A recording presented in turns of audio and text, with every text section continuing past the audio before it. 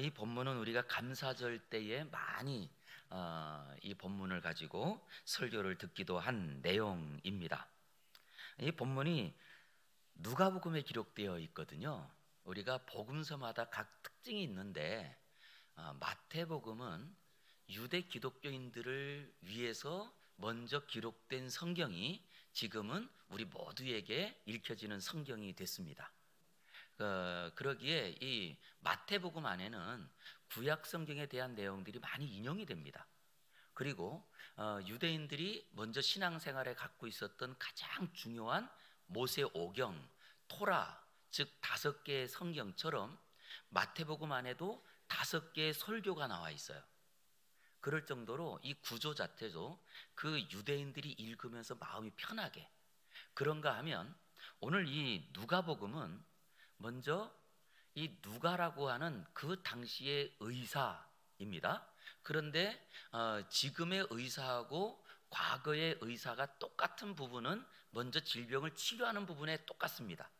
그러나 실제로 이 누가라고 하는 사람은 의사였지만 과거로 따진다고 한다면 좀 더 다른 사람들의 마음을 평안하게 해주는 일들을 더 많이 하는 사람 중에 한 사람이 의사입니다.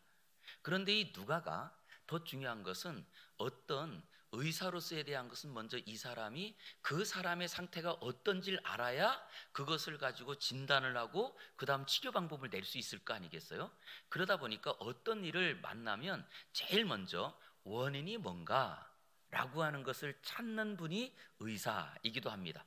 그런데 바로 이 누가가 그래서 무엇 하느냐 하면 자기가 누가복음, 이 복음서를 쓰기 전에 먼저 예수님에 대해서 기록이 된 여러 성경들이 있었습니다. 그 성경들을 종합해서 예수님이 어떤 분인지 그 쓰여진 기록물과 그 다음에 또 실제로 예수님이 살았던 삶의 무대에 그 지역들을 탐방하면서 예수님께서 직접 행하셨던 일들을 보았던 사람들, 목격자들의 증언을 종합해서 이 누가복음이라고 하는 복음서를 쓰게 됩니다. 그럴 때 제일 중요한 것은 예수님은 누구시냐라고 하는 겁니다. 예수님은 누구시냐? 그랬더니 그 예수님은 어떤 분이냐라고 했더니 사람을 위해서 오신 사람의 위로자인 거예요.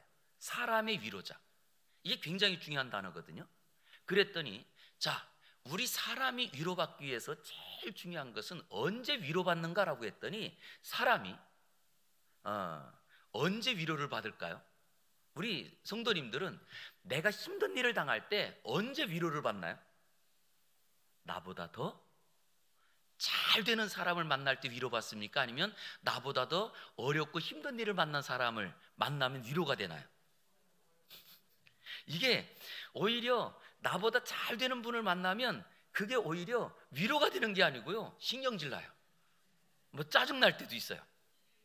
그런데 언제 위로받느냐? 나보다 더 어려운 일을 겪은 사람, 그리고 그 사람을 내가 만나고 그 사람과 위로하면서 그럼에도 불구하고 잘 사는 그분을 보면 와, 난 그래도 저분보단 낫구나 라고 하는 데서 위로를 많이 받거든요. 그래서 사람은 요즘은 보니까 동물을 키우면서 동물에게 위로도 받는다라고 합니다. 그런데 그 중에 하나가 야, 너는 나보다 말도 못하고 그런데 내가 너보다는 낫구나, 이런 데서 위로받는 것 같아요.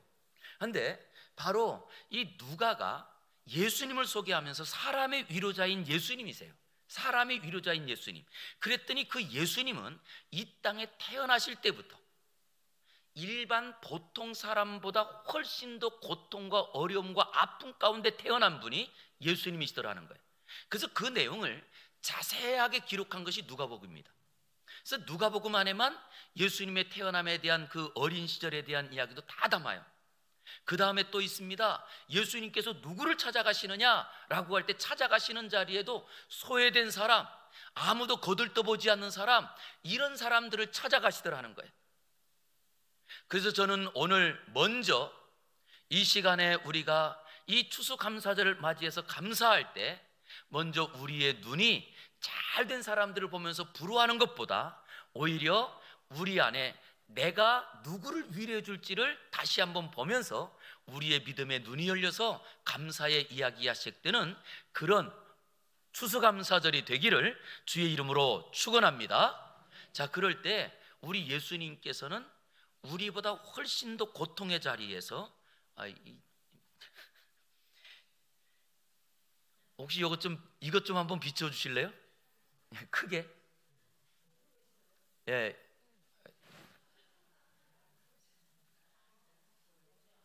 이게 어저께 스티커인데 어제 글로벌 6K 가니까 거기서 그 스티커를 붙여주는 분이 있더라고요.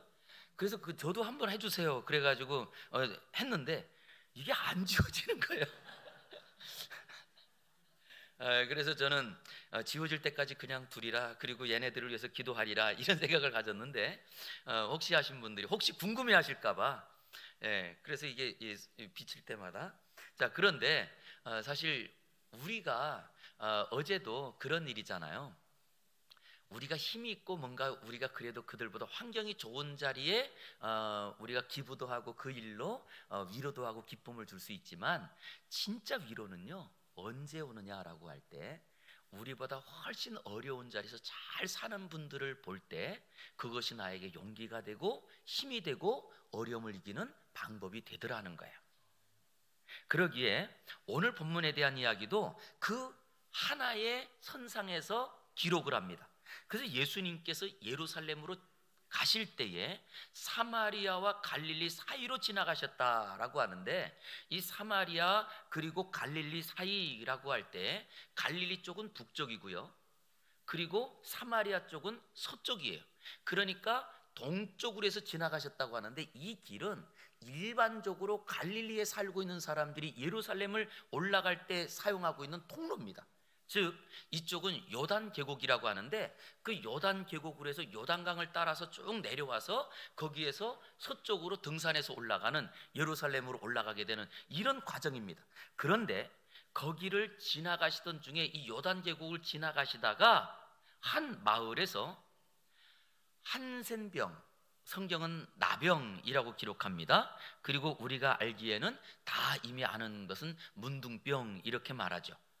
바로 우리 동네도 저 화도에 가면 그렇게 이제 이 나병 환자들이 살았던 그런 마을도 있었지만, 이런 이제 과거에는 우리나라에도 그런 마을들이 여러 개가 있었습니다.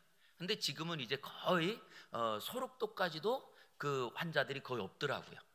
자, 그런 자리에 실제 이 나병에 걸렸다라고 하는 것은, 이 당시에는 이거는 하나님의 저주병입니다. 하나님의 저주에 의해서 걸린 병. 그래서 이 병은 치료 방법이 없었어요. 그럴 때에 치료 방법이 없는 이 사람들을 다시금 구제하는 방법으로 어떤 것을 썼느냐라고 했더니, 먼저 이 나병에 걸린 사람은 가족들이 무엇 했냐면 제사장에게 찾아가야 돼요. 그리고 우리 가족 누가 좀 병에 걸린 것 같습니다. 그러면 제사장이 진찰을 하고, 그리고 나병이다, 그리고 이게 판명되면 마을에서 추방입니다. 마을에서. 그래서 그 마을로 들어올 수가 없어요. 그러다 보니까 지금 여기에 한 마을에 들어가시니 라고 표현되어 있지만, 정확한 표현은 그 마을로 가려고 할 때 마을 밖에 한 지역에서 이 나병 환자 10명이 같이, 이들은 그렇게 마을에서 추방되고 어느 마을로 들어갈 수 없는 사람들이 마을 경계 밖에서 살아가는 거예요. 그러던 중에 예수님께서 지나가신다는 이 소문을 듣고 그들이 예수님께 소리 지릅니다. 예수 선생님, 우리를 불쌍히 여겨주세요. 우리를 도와주세요, 이 말이죠. 그럴 때에 예수님께서 그들에게 말합니다. 가서 제사장에게 너희 몸을 보이라. 자, 내 병이 걸렸을 때 그것을 결정한 사람이 제사장이에요. 그러면 내 병이 다 나았을 때 그것을 풀어줄 사람도 누구예요? 제사장. 그래서 여기에 지금 이 제사장에 가서 너희 몸을 보이라라고 하는 것은 제사장에 가서 고침받아라는 얘기가 아니에요. 제사장에게 가서 내 병이 나았다는 것을 확인받아라는 거예요. 자기 몸은 아직 안 나았습니다. 그런데 오늘 본문은 이렇게 소개합니다. 14절, 14절 같이 보겠습니다. 시작. 께 너희 몸을 보이라 하셨더니 그들이 가다가 깨끗함을 받은지라. 아멘. 언제 깨끗함을 받았다고요? 가다가. 예수님 말씀을 듣고 그것이 진짜 내 질병이 고쳐지는지 안 고치는지는 몰라요. 그런데 내가 제사장에게 간다는 것은, 이제 다시 가는 이야기는 내 질병을 진단해 달라고 가는 자리에, 그런데 그 예수님 말씀을 듣고 가더니 그 질병이 깨끗이 나았다더라고요. 저는 우리의 삶에도 말씀이 믿어지든지 안 믿어지든지 그대로 순종하는 믿음의 걸음들이 일어나기를 주의 이름으로 축복합니다. 참 중요한 이야기더라고요. 우리는 믿어야 가거든요. 그런데 믿든지 안 믿든지예요. 오늘 본문에 그들이 믿었다는 내용이 없습니다. 예수님의 말씀을 듣고 그 말씀을 따라 가다가 깨끗함을 받았습니다. 여기서 시작이 됩니다. 깨끗함을 다 받았어요. 본문은 이것을 그들이 가다가 깨끗함을 받았다고 할 때 10명이 다 받았습니다. 그런데 15절에 한 사람의 이야기만 나옵니다. 한 사람의 이야기. 그 중에 한 사람이 자기가 나은 것을 보고 큰 소리로 하나님께 영광을 돌리며 예수님께로 돌아왔다는 거예요. 한 사람만.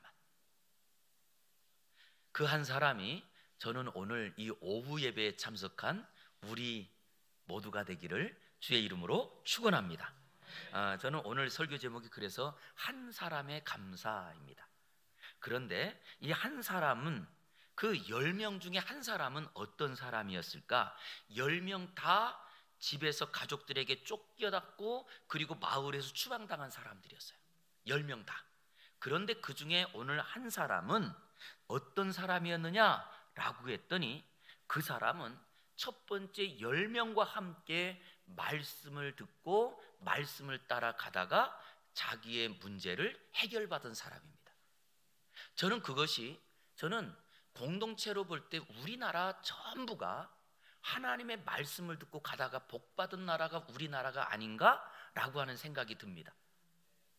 진짜 우리가 과거 몇백 년 전을 말하지 않고 조선시대를 말하지 않아도, 저는 제 어린 시절만 가만히 생각해 봐도 제 어린 시절에 초등학교 때 간식이라고 하는 것은 철마다 달랐습니다. 봄철에는 들로 나가면 들에 그 삑이라고 하시나요?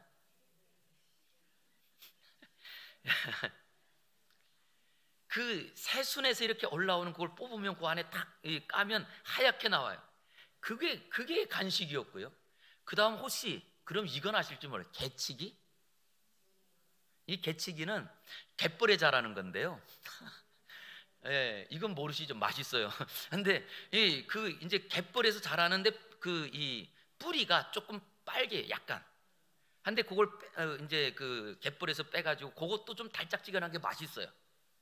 그런가 하면 개구리 뒷다리.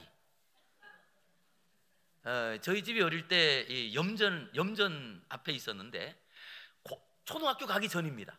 그런데 그때에도 그걸 보면 진짜 어른들의 습관이 아이들에게 그대로 간다는 게, 거기에다가 소금을 쳐서 먹는 거를 알아서, 그러면 염전 가가지고 소금을 이제 막 손으로 긁어서 한줌 가지고 그리고 바위에다 올려놔요. 그리고는 그 이제 논두렁 그런 데 가가지고 개구리를 잡죠. 개구리를 잡으면 제가 그때 저하고 나이가 같은 아이가 우리 동네 2명이었고 그리고 그 동생 하나가 있어서 3명이었어요. 그럼 그때가 제가 7살이고 그 동생은 6살 때인데 셋이서 가가지고 개구리를 잡아서 이거를 딱 치면, 그래서 일명 만세잖아요. 예, 그럼 딱 치면 딱 이러면 그거를 가운데를 잡고, 저는 그 이제 뒷다리를 딱 빼면 얘가요 껍질이 싹 벗겨져요. 그래서 먹었던 게 간식입니다. 제 간식이. 아마 그게 지금 우리 건강하겠나요?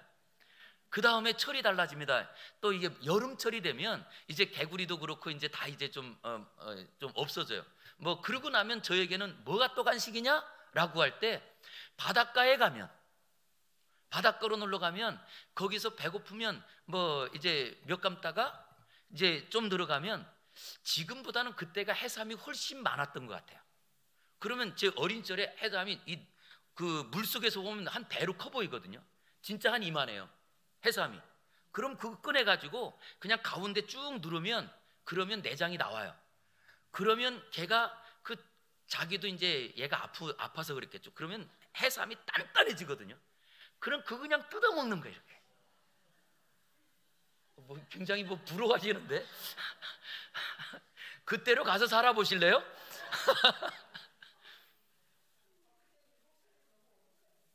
요걸 뜯어먹을 때는 조금 더 클 때였어요. 근데 이제 그런 시절을 보냈고, 겨울에 생각나는 것은 진짜 먹을 것이 없을 때 한 번은 어른들을 따라서 바닷가를 갔는데, 일로 와봐 그러더니 신기한 거 보여줄게 그러더니 진짜 홍합이 그 바위에 꽉 붙어 있거든요. 진짜 촘촘하게. 그 위에다 불을 펴요. 그리고 지나니까 개들이 벌어져요. 거기서 이거 꺼내 먹는 맛. 신기하죠? 돈 주고 사 먹은 건 하나도 없었을 것 같아요. 근데 그런 어린 시절에 여러분들이 지금 생각하면 추억인데, 그때는 어때요? 진짜 손 다 터가지고, 이런 시절이 우리 어린 시절. 불과 제가 지금 어린 시절이가 말하는데 여기 저보다 연세마다 더 많잖아요. 우리 청년들이 있지만 지금 우리 청년들은 신기하다 그럴 수 있어요. 자, 그랬던 우리의 과거. 그런데 하나님께서 이 나라에 정말 전국 방방곡곡에 기도하는 분들이 참 많았거든요. 그런데 하나님께서는 그 기도를 들어주셔서 구국기도 했잖아요. 구국기도.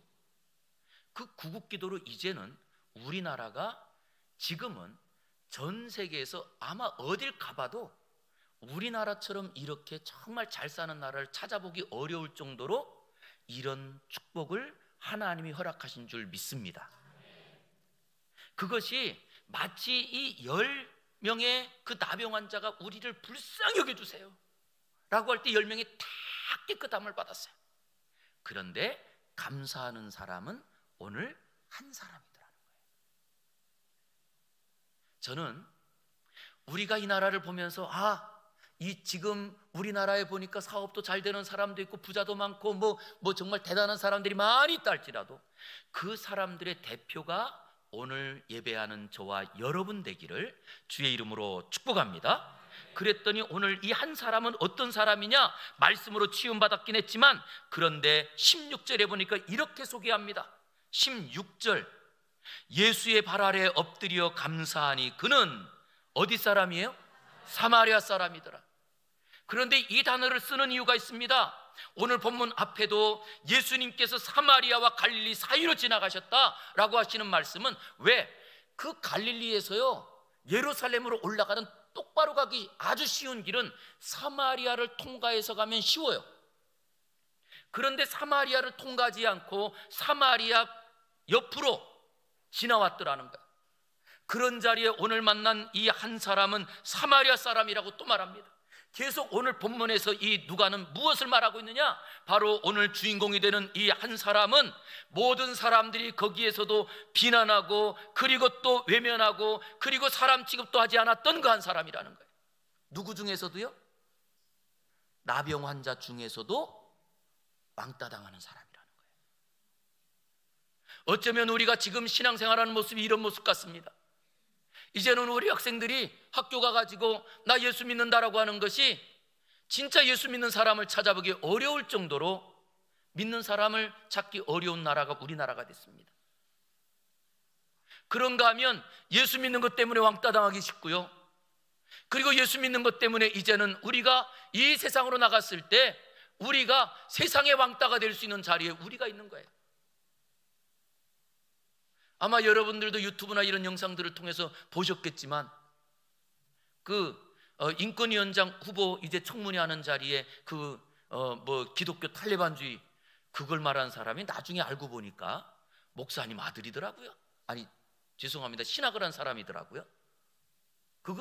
그렇게 말하는 사람이 뭐 그런가 하면 실제로 이제는 우리의 이 기독신앙이라고 하는 게 목사인 그 아버지가 자녀에게도 물려주지 못하는 신앙으로 이것이 대가 완전히 끊긴 것을 우리가 보게 됩니다. 마치 오늘 그런 자리에 이 한 사람, 세상 모든 사람들이 다 외면하고 그리고 사람 취급하지 않는 그 한 사람, 그런데 그가 예수님께 돌아와 감사합니다. 우리 예수님은 어땠을까요? 그때에 예수님께서 하신 것은 19절입니다. 우리 19절 같이 읽어보겠습니다. 시작. 그에게 이르시되 일어나 가라 내 믿음이 너를 구원하였느니라 하시더라. 아멘. 10명이 나음 받았지만 그 중에 한 명만 구원받았습니다. 이 구원에 대한 이야기는 이 누가복음 전부를 통해 가지고 우리에게 알려주는 하나님의 최고의 선물이에요. 10명은 육신을 치료받았지만 그 중에 한 명은 육신의 치료뿐만 아니고 영혼까지 고쳐졌다는 거예요. 저는 오늘 이 카리스 찬양대 카타타가 바로 한 명의 감사와 같은 고백이 아닐까라는 생각이 들어요. 사실 왜 그러냐 하면 여기 계신 분들은요, 주일 오전에 1부, 2부 예배 때 여기에 제일 먼저 우리 장로님들 같은 경우 8시부터 나와서 또 우리 웰컴 정착부도 있고 식당 봉사도 있고 교사도 있고 뭐 진짜 다, 그런데 이분들이 그렇게 2부 예배 때 다 그렇게 봉사하고 나서 그 다음 지친 몸으로 또 연습을 하고 이 자리에 서는 분들이에요. 그런데 어떻게 보면 다른 분들은 뭐 저렇게 유별나? 라고 할 수 있는, 어쩌면 오늘 본문의 한 사람일 수 있는 것 같아요. 그런데 저는 이분들을 보면서 얼마나 감격하고 감사한지, 피곤하다고 내색하지 않고 그 주일 오후마다 우리 또 지휘자가 정말 열심히 특심이세요. 그래서 저는 우리 오천한 집사님께 박수 한번 보내고 싶어요. 갑자기 지금 한번 일어나서 그럴 때 좀